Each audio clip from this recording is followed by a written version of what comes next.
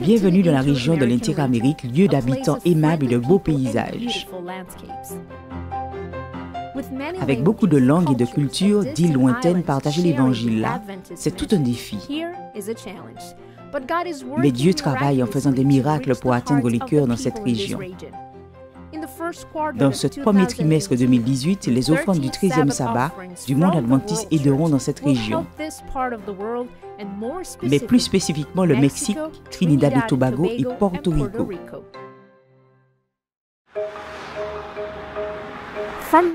Depuis Mérida jusqu'à la belle ville de Villahermosa du sud-est du Mexique, il y a environ 6 millions d'habitants. On estime que la moitié de la population n'a pas d'accès adéquat aux soins de santé. La santé est une grande préoccupation ici, mais aussi un moyen pour prendre contact avec la communauté et montrer l'amour de Jésus à ceux qui ne le connaissent pas. L'hôpital du sud-est de Villahermosa a fait un excellent travail pendant des décades dans le soin aux malades et aussi apportant le message du salut au cœur sans espérance. Souvent, le personnel de l'hôpital passe du temps en tant que brigade médicale volontaire dans les environs de la ville. Et elles le font dans une clinique intéressante, dans un autobus. Ainsi, des personnes de différents contextes sont atteintes par le message de santé. Le projet de l'offrande du 13e sabbat consiste en la création d'un centre d'influence de l'hôpital du Sud-Est.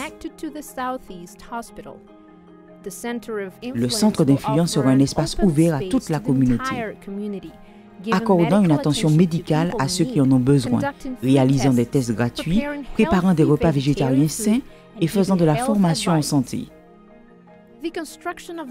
La construction du bâtiment a commencé et beaucoup ont hâte de voir ce projet achevé.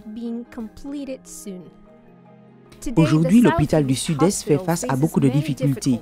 Travaillant dans un espace ancien et réduit, l'édifice fournira de nouvelles salles de chirurgie, des chambres pour les urgences et de nouveaux types de thérapies.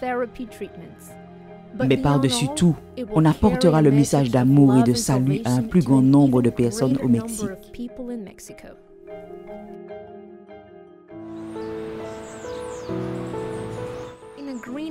Dans la région verte et montagneuse de Trinidad et Tobago, on trouve l'Université de la Caraïbe du Sud.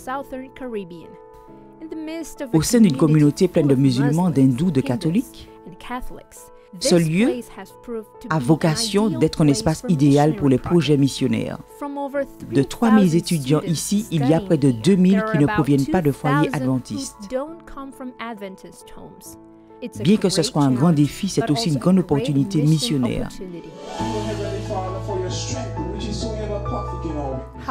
Cependant, l'université n'a pas d'église où se réunir et où réaliser adéquatement les programmes spirituels. Le besoin a grandi de plus en plus depuis qu'un incendie avait détruit l'ancienne chapelle. Le projet à Trinidad et Tobago consiste à construire une église sur le campus, qui pourra contenir 1700 personnes quand elle sera terminée. La caractéristique principale de ce projet sera le centre missionnaire communautaire, qui impulsera les étudiants et la communauté aux missions interculturelles, l'évangélisation et le ministère juvénile et urbain. Ceci facilitera grandement le travail d'évangélisation parmi les hindous et les musulmans autour de l'Université de la Caraïbe du Sud. Le besoin spécial de l'Église à Trinidad et Tobago nous rappelle qu'Israël, en sortant de l'esclavage égyptien, Dieu les instruisit. Ils me feront un sanctuaire et j'habiterai au milieu d'eux.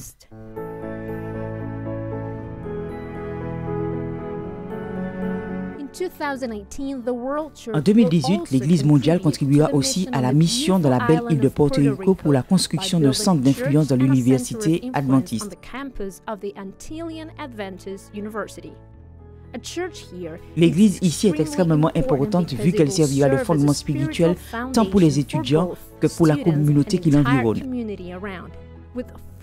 Avec 48% des étudiants non adventistes, le but est de faciliter la réceptivité de différents types de personnes à l'Évangile. Cet édifice à tâches multiples fournira aussi de l'espace pour l'entraînement à l'évangélisation et pour un institut missionnaire. En outre, le centre d'influence a comme objectif d'aider les besoins de milliers d'enfants analphabètes autour de l'université. L'édifice de l'Église a déjà commencé à s'élever et les dirigeants locaux restent optimistes pour le potentiel du projet.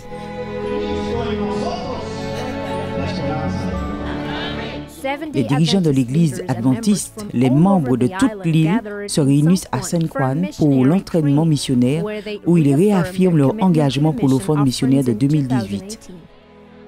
Ainsi, comme à Porto Rico, Trinidad et Tobago et le Mexique, il y a des personnes qui connaissent Jésus sur tout le territoire de l'Interamérique. Continuons de prier, de soutenir et de travailler pour le grand nombre de personnes qui ont encore besoin d'apprendre de Jésus et du message que nous devons partager. Le but a été établi et l'Église a accepté le défi. Donnons-nous la main et prêtons-les à ceux qui ont besoin de connaître Jésus-Christ.